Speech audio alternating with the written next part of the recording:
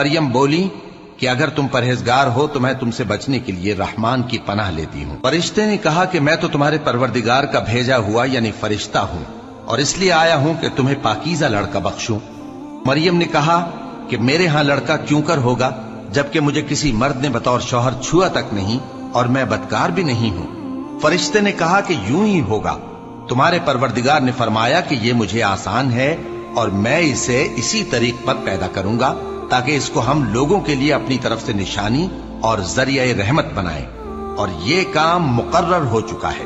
چنانچہ وہ اس بچے کے ساتھ حاملہ ہو گئیں اور اسے لے کر ایک دور جگہ چلی گئیں۔